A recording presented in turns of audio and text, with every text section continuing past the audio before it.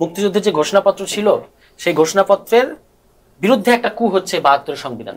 আমরা তো পরিষ্কার বলছি যে এই ৭২ সংবিধানে দাঁড়িয়ে আছে মুক্তিযুদ্ধের বিরুদ্ধে। যদি ফেল করে বা করানো হয় তাহলে এটার দায় সবাইকে নিতে হবে। কেন?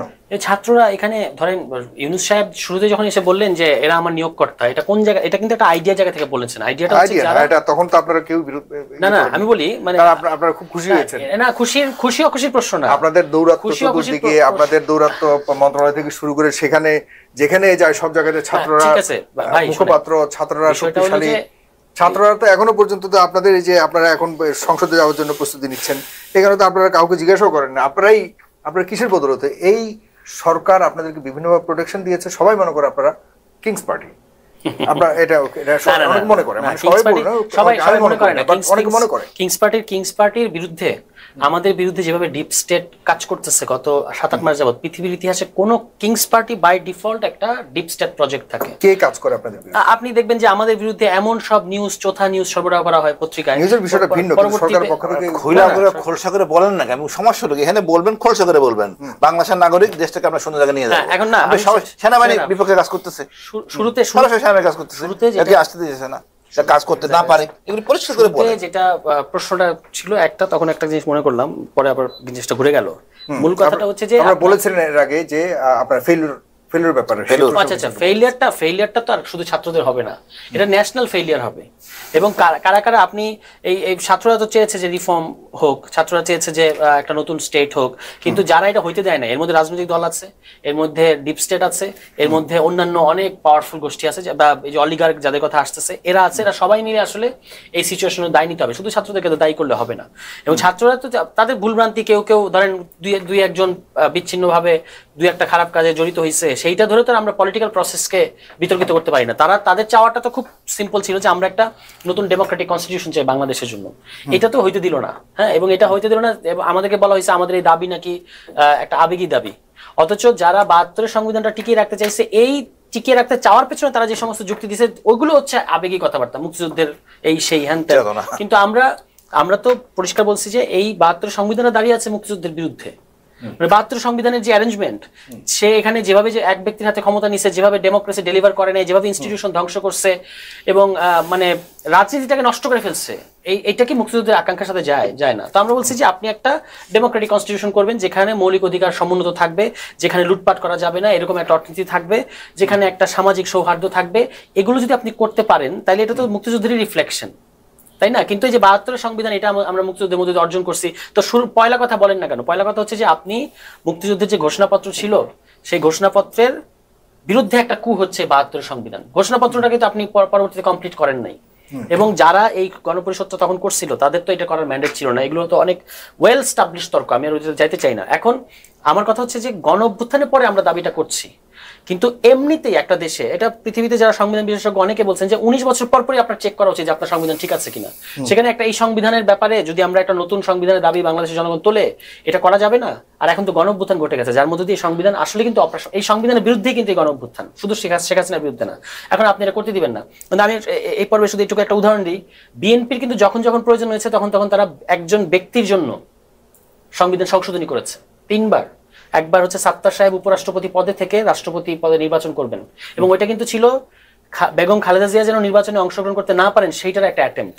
এবং এটার সাথে ডিপ স্টেট জড়িত ছিল, বিএনপির একাংশ জড়িত ছিল। হ্যাঁ, তখন সদ্য জিয়াউর রহমান সাহেব শহীদ হয়েছেন এবং 40-এর একটা ব্যাপার ছিল। তো বাংলাদেশের সংবিধানে এই বিধানটা ছিল না যে উপরাষ্ট্রপতি পদে থেকে আপনি রাষ্ট্রপতি নির্বাচন করতে পারবেন। তাকে এই সুবিধা দেওয়ার জন্য সংবিধান সংশোধনী করা হয়েছে, 6ষ্ঠ সংশোধনী। এরপরে শাহাবুদ্দিন সাহেবকে চাকরি ফেরত দেওয়ার জন্য সংবিধান সংশোধনী করা হয়েছে। এখানে কে এম হাসান সাহেবকে প্রধান উপদেষ্টা বানানোর জন্য সংবিধান সংশোধনী করা হয়েছে। তার মানে এই যে 3টা উদাহরণ দিলাম আমি, 6ষ্ঠ, একাদশ, চতুর্দশ, এই সংশোধনীগুলো আপনি করেছেন কিন্তু ব্যক্তিকে মাথায় রেখে। চাকরি ফেরত দেওয়ার জন্য বাংলাদেশ সংবিধান সংশোধনী করেছে। আর এতগুলো রক্ত দেওয়ার পরে একটা সংবিধান আমরা চাইতে পারবো না। এখন আমাদেরকে বলে এটার জন্য পার্লামেন্টে আসেন না, পার্লামেন্টে সংবিধান মানে এত বড় পরিবর্তন করা যায় না। কারণ হচ্ছে যে আপনার জিয়াউর রহমান সাহেব যে ধরেন 4th সংশোধনী বাতিল করছে, আপনারা চাচ্ছেন সংবিধানকে সম্পূর্ণভাবে পুনর্লেখন অথবা সংস্কার, মেজর সংস্কার। সংশোধনী আমরা চাচ্ছি না। সংশোধনী মানে হচ্ছে এই যে সংবিধানটা আছে তার স্পিরিটের সাপেক্ষে আপনি সংশোধনী তো করা যায়, সংশোধনী তো আপনারা চাচ্ছেন না, আপনারা চাচ্ছেন পুরোপুরি। এই যে ধরেন আজকে ষোড়শ সংশোধনী বাতিল করেছিল, ওইটাকে শেখ হাসিনা ওটার বিরুদ্ধে স্টেপ নিছে, আবার এটাকে রিভাইভ করা হচ্ছে, এগুলো ঘটতেছে না। পঞ্চদশ সংশোধনী, মধ্যদিয়া ত্রয়োদশ সংশোধনী বাতিল হয়েছে, আবার এখন পঞ্চদশ সংশোধনী বাতিল। সংশোধনীর হচ্ছে এই সমস্যাগুলো আছে। আমরা বলতেছি যে আমরা যে প্রস্তাবগুলো বা কমিশনে যে অলরেডি যে কথাবার্তাগুলো আছে, যে প্রস্তাবগুলো আছে, এগুলো তো এই সংবিধানের মূল পাওয়ার স্ট্রাকচারকেই চ্যালেঞ্জ করে। এই পরিবর্তনটা আপনি আর ইয়াতে করতে পারেন না, কারণ সংসদ ততটুকু করতে পারে, এটাকে বলা হলো ডেরিভেটিভ পাওয়ার, মানে আপনি এই সংবিধান যতটুকু অ্যালাউ করে। কিন্তু আমরা তো এই সংবিধানের পাওয়ার স্ট্রাকচারকে কোয়েশ্চেন করতেছি, সেটা তো আপনি পার্লামেন্টে করতে পারবেন না। বাংলাদেশে তো সংবিধান মানে সংসদের বাইরেও সংবিধান সংশোধনী করার অনেক নজির আছে। যেমন ধরেন জিয়াউর রহমান সাহেব ফরমান জারি করে এখানে সংবিধান সংশোধনী করেন নাই, করেছেন। তা আমাদের ক্ষেত্রে অসুবিধা কোথায়? আমরা যে বলছি যে এই সরকারকে করতে হবে, এই সরকার যে আপনার এটা পরবর্তী পার্লামেন্টের কাছে দিতে চায়, এটা তো আপনি আরেকটা 90 বানাবেন 34 বছর পরে। এই সরকারই তো করবে, এই সরকার এসেই তো জিয়াউর রহমান সাহেব এসে তো উইথ ফুল অথরিটি উনি চেঞ্জ সরকার করছে না। এই না করার পেছনে তো সরকারের দুর্বলতা, এটা অবশ্যই দুর্বলতা। দুটো জিনিস এখানে কাজ করেছে বলে আমার ধারণা। একটা হচ্ছে সরকারের কনসেপচুয়াল ক্ল্যারিটির অভাব আছে না। সরকার মানে ইউনূস সাহেবকে যারা ঘেরাও করে রেখেছেন, তারা যেভাবে বুদ্ধিপরা, উনি যেহেতু এই জিনিসগুলো তো আপনাকে ওইরকম লোক লাগবে যারা এই পরামর্শটা ওনাকে দিতে পারবেন যে আপনি এই রাস্তায় যেতে পারেন। এই কনসেপচুয়াল ক্ল্যারিটির অভাব আছে। আর দ্বিতীয়ত হচ্ছে সরকারের ভেতর থেকেই বা প্রো এস্টাবলিশমেন্টের একটা অংশ চায় না যে পরিবর্তনটা হোক। এই দুটো মিলিয়ে কিন্তু ঘটনাটা ঘটতেছে। না হলে তো আপনার ধরেন এখানে থার্ড একটা পয়েন্ট আমি আপনার সাথে যোগ করি, নট অনলি ইউনূস সাহেব অথবা তার সারাউন্ডিংস যারা আছে। আমি যে কথাটি প্রথমে বলেছিলাম, রাজনীতির একটি বড় স্টেক হোল্ডার্স তাদেরকে এম্পাওয়ার করছে এগুলো করার জন্য, এবং তারা সংস্কার তারা যেটা আমাদেরকে যেখানে বিএনপি ফ্রাস্ট্রেট করেছে, আমি একটা 5 তারিখের পর থেকে টানা বলে গেছি যে 72 সংবিধানটা একটা আওয়ামী লীগের সংবিধান, এটা সবাই এগ্রি করে, আওয়ামী লীগ ছাড়া সবাই এগ্রি করে, এবং 72 সংবিধানটা ডিজাইন করা হয়েছে আওয়ামী লীগের জন্য। আপনি এখান থেকে বেনিফিট পাবেন না। বিএনপি আজকে এই সংবিধানকে প্রোটেক্ট করার জন্য যেভাবে মানে মরিয়া হয়ে গেল, এটা উচিত হয় না। বিএনপি এই নতুন কনস্টিটিউশন বানানোর ক্ষেত্রে লিড দিতে পারতো, মানে বাংলাদেশে তারা লিড দিতে পারতো, এবং সেটা হইতে পারতো ধরেন জিয়াউর রহমান সাহেবের বহুদলীয় গণতন্ত্র, এটা ছিল তার মূল প্রজেক্ট। তো বহুদলীয় গণতন্ত্র তো আপনি 72 সংবিধানের ভেতরে করতে পারবেন না, এবং পারে নাই। কিন্তু বহুদলীয় গণতন্ত্র কি বাংলাদেশে কার্যত আছে? যে দল সরকারে থাকে সেই দলই তো সবকিছু করে নেয়। এখন আমি এটা বলছি, বহুবার তর্ক করছি, 72 সংবিধানের অ্যারেঞ্জমেন্টটা এমন, এর মধ্যে বহুদলীয় গণতন্ত্র হবে না। ফলে উনি যতদিন ছিলেন, ওনার ইন্টেনশন ছিল, উনি পারছেন, উনি নাই। দেখেন ওই পঞ্চম সংশোধনী তো বাতিল, আজকে পর্যন্ত পঞ্চম সংশোধনীর স্ট্যাটাস কি? এটা অবৈধ। বিএনপি এসে এটাকে আবার অনবোর্ড করবে, কিন্তু আপনি তো মূল সমস্যাতে যাচ্ছেন না।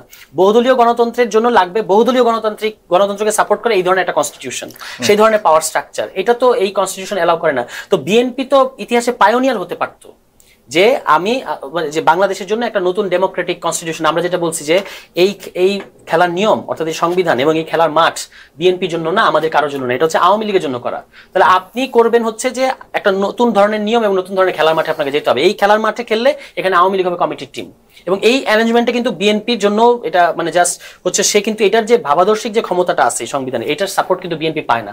কিন্তু আমি জানি না বিএনপির কে কারাই বুদ্ধি পরামর্শগুলো দিচ্ছে যে তারা 72 সংবিধানকে টিকিয়ে রাখার জন্য ধরেন আমাদেরকে এক ধরনের শত্রুতে পরিণত করছে। এটা কোনো দরকার ছিল না। তারা একটা নতুন সংবিধান করলে এটা লিডার তো বিএনপি হইতো, বিএনপি এখানে হারানোর কিছু ছিল। বিএনপি একদম মানে আমি মনে করি একদম চরম একটা ভালো জায়গায় চলে যেতে পারতো। হ্যাঁ, মানে আমরা 54 বছর এক সংবিধান ক্যারি ফরওয়ার্ড করবো, এত কাটা ছেড়ে আছে, কি সমস্যা পরে ফেলে দিয়ে নতুন করে লিখতে? আমার বলেন তো, আমরা জনগণের জন্য সংবিধান, এমন কিছু না কোরআন চেঞ্জ করতেছি কেন পারবো না? আরেকটু অ্যাড করেছেন ইন্টারেস্টিং আলোচনা। শুধু এই যে গহনা বলতো 30 সেট গহনা, হ্যাঁ, এই 30 সেট গহনাকে বানাইলো 40 সেট, সেই 40 সেট গহনাকে বানাইলো 50 সেট। এই গহনা আনার জন্য, শুধু নারী এমপি আনার জন্য 3 বার সংবিধান সংশোধন হয়েছে। আমার কথা হলো এটা এমন কিছু না পরিবর্তন করা যাবে না। এটা বিপ্লব হয়েছে, আপনার বিপ্লব না অদ্ভুত অভ্যুত্থান, এটা নিয়ে গ্যাঞ্জাম বাঁধাই দিচ্ছেন। এটাকে ধারণ করেন না। একটা নিরস্ত্র বাহিনী সে বিধ্বংসী হেলিকপ্টার নিয়ে মারামারি করছে আমাদের উপরে, সে ভেঙে গেছে, মসজিদের ইমাম সহ সবাই এনে নিয়ে। কোনো প্রশ্ন আছে কিনা এইসব ব্যাপারে?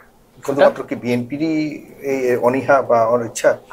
মানে ভেতরের ব্যাপার জানি না, কিন্তু জামায়াত ইসলামের এখন পর্যন্ত তারা সংস্কার বা এই সংবিধান পরিবর্তন করে তাদের কোনো ধরনের রিজার্ভেশন আছে, এটা আমরা অন্তত প্রকাশ্য তাদের যে বক্তব্য বিবৃতি সেখানে আমরা দেখি নাই। ভেতরে তারা কি চায় আমি তো কারো মাইন্ড রিড করতে পারবো না। আমি পলিটিক্যাল মানে পাবলিক পজিশনটা দেখি। পাবলিক পজিশনে বিএনপি খুব স্ট্রংলি বলেছে আমরা এই সংবিধান পরিবর্তন করতে দেব না, যদি আপনারা করেন আমরা পার্লামেন্টে এটা বদলায় ফেলবো, এরকম এটাকে শুরুর দিকে তাদের নেতারা বলেছেন। জামায়াত ইসলামীকে আমরা দেখেছি যে তাদের অন্য রাজনীতি নিয়ে কোয়েশ্চেন আছে, সেটা অন্য ব্যাপার। এই সংস্কার প্রশ্নে আমি অন্তত দেখেছি যে তারা সংস্কারের ব্যাপারে বেশ মানে আপনার কি বলে আগ্রহী এবং কমিটেড।